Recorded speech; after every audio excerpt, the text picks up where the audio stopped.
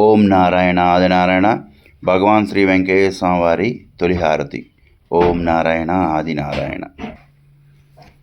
ఓం నారాయణ ఆదినారాయణ. భగవాన్ శ్రీ వెంకయ్య స్వామి నమో దేవతా చక్రవర్తి.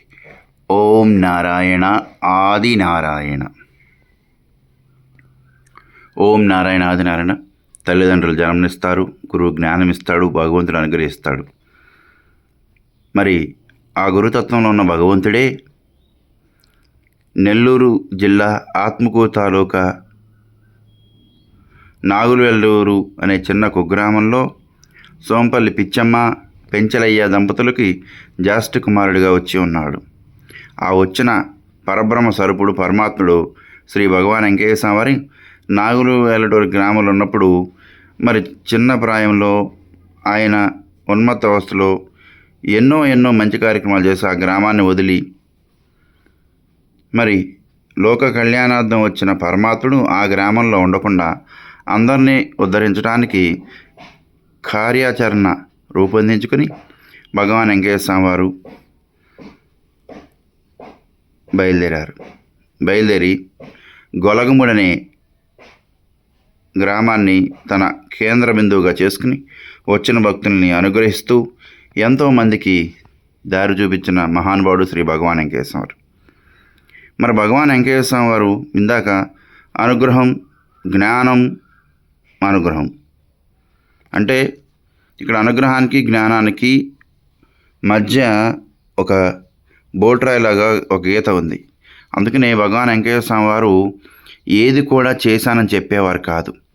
ఏది ఎవరికి ఎప్పుడు అవసరమో దాన్ని వారు అక్కడ చేసి చూపించేవారు. అందుకని భగవాన్ వెంకయ్య స్వామి వారు చెంతకి స్వామివారు ఎవరిని ఏమీ అనకుండానే స్వామివారి యొక్క తత్వాన్ని గ్రహించుకొని గత జన్మలో వారు ఎవరెవరో ఆ వాసనను బట్టి భగవాన్ వెంకయ్య స్వామి దగ్గరికి వచ్చిన వారు ఎందరో, సేవకులై భక్తులై శిష్యులైన వారు ఎందరో, గురవయ్య గారు, గోపాల స్వామి వారు, నారాయణ స్వామి వారు, నారాయణ దాస్ గారు, ఇట్లాగే సేవకులుగా ఉండి భగవాన్ వెంకయ్య స్వామిని తన తండ్రిగా భావించుకున్న ఒక్కమ్మ గారు, తులసమ్మ గారు, అట్లాగే మాకాని వెంకట్రావు గారు, కొరకోటి బుజ్జయ్య గారు, అట్లాగే సోంపల్లి రామానాయుడు గారు, ఇలా ఎంతమందో ఆయన సేవకు తరించిన వారు.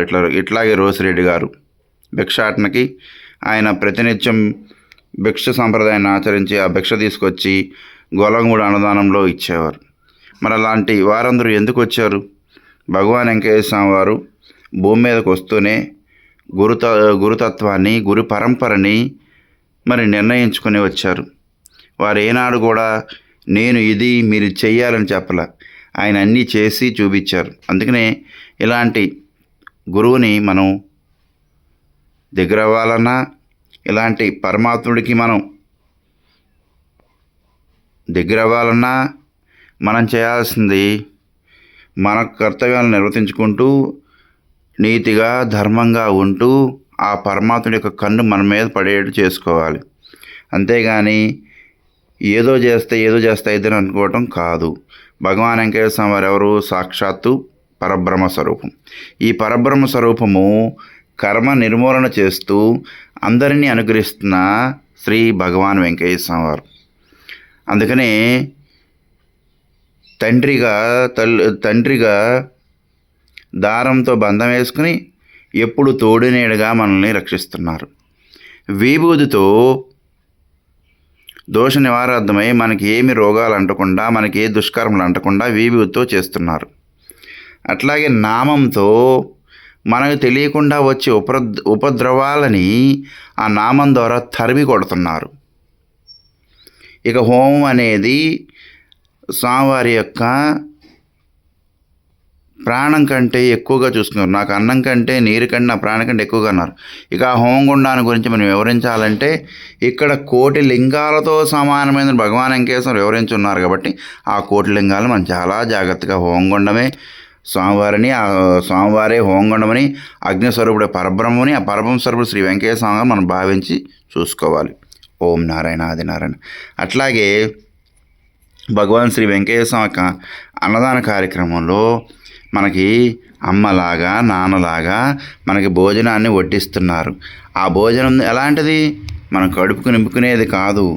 మనకి జ్ఞానం అనేది, మనకి ఆరోగ్యం అనేది, మనకి దురాశని, దుఃఖాన్ని నిర్మూలించే భోజనాన్ని అమ్మలాగా, నాన్నలాగా మనకి భగవాన్ శ్రీ వెంకటేశ్వర పెడుతున్నారు. అది మనం గ్రహించుకోవాలి. గ్రహించుకుంటే మనం అదృష్టవంతులం. ఓం నారాయణ ఆది నారాయణ. భగవాన్ శ్రీ వెంకయ్య స్వామి అభయ వైకుంఠాశ్రమం సంగం జాగర్లమూడి. తెనాలి నుండి సంగం జాగర్లమూడి గ్రామం 7 కిలోమీటర్లు. తెనాలి నుండి గుంటూరు వైపు మార్గంలో సంగంజాలం గ్రామం, ఆ గ్రామంలో భగవాన్ శ్రీ వెంకటేశ్వర స్వామి అభయ వైకుంఠాశ్రమంలో భగవాన్ వెంకటేశ్వర స్వామి వారికి తొలి ఆరతి అనంతరం, హోమం అనంతరం మీకు స్వామివారికి మూల స్వరూపాన్ని మహిమలతో కూడిన వీడియో పెడుతున్నాం. ఓం నారాయణ ఆది నారాయణ.